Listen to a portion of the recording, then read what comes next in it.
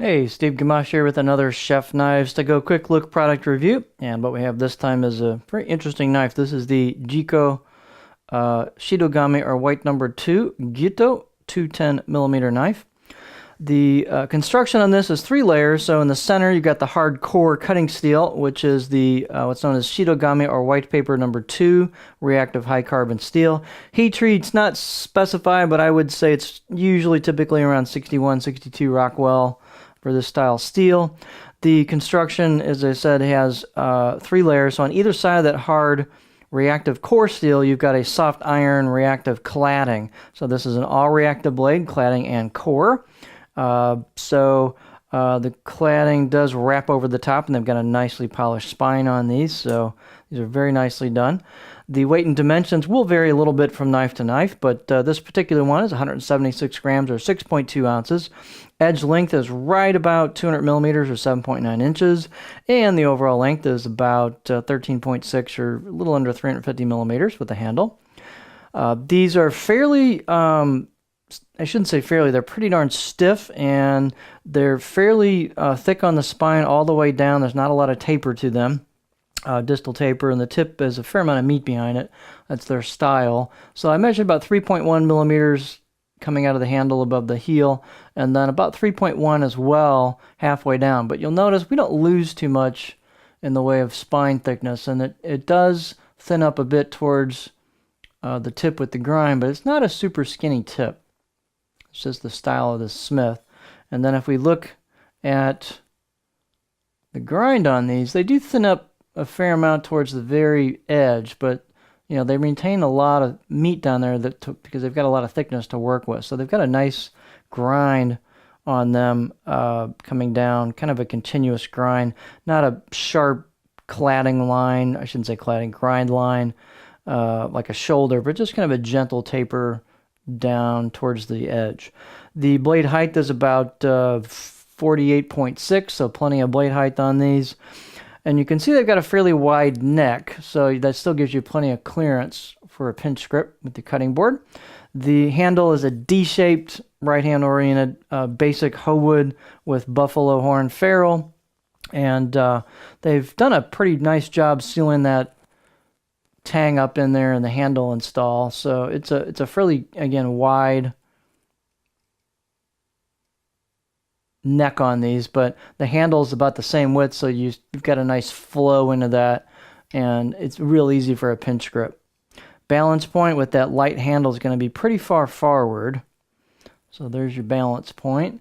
In contrast to my pinch grip's going to be back here a little bit. So that gives you a handle, I should say a blade forward weight bias on this with this light handle. And these blades are stiff, and it feels like you got a hunk of steel in your hand. Let's take a look at this close up. These are really pretty blades. They've got a nice brushed finish with horizontal strokes on them. Hand chiseled kanji. There's your cladding line. So that's the right side of the blade as you'd be holding it. Here's the left side of the blade. Again, a really nice finish on these. It's a kind of a brush finish. It almost looks hand done. I would be willing to bet it might be. It's almost got a bit of a Kasumi look to it. Kind of a light polish on the core steel towards the edge. Just very, very nicely done. We'll look through the same thing here. Let's get a little close-up of it. How's that? So hand chisel kanji, really well done there. They've polished up the spine and rounded it quite a bit. They've polished up the choil and the neck and rounded it off quite a bit. So super nice fit and finish on these. The only thing I really didn't find great was the edge. I'd say maybe 4 out of 10, maybe even 3, just because there's some imperfections on it you can feel when you run your fingernail across. And it really wasn't all that sharp. I did play around with this one a little bit. And I have a feeling with more sharpness, the performance would definitely increase. It's definitely not a super skinny laser, especially towards the tip. And it does have a nice organic feel to it when you cut, but it does, I think, need a sharpening to really show off the performance of this knife. So I have a feeling this would perform quite a bit better with a nice, sharp edge, as you could, of course, get this steel. You can get this stinking sharp. being Shitogami number 2. So let's look at the cutting board profile. And so it's a tall knife, as you can see, for an undersized 210, being almost 49 millimeters. So that's their style. And so this is what the profile looks like. So the tip is fairly high up, so lots of belly towards the tip. It does flow into a bit of a stop in the back, maybe 1/3 or 25% of the blade, so you got a little bit of a stop there at the heel. It flows nicely into that. And then you've got aggressive belly towards the tip. So I can get this thing way up here as far as like a rocking. So this will rock really nicely.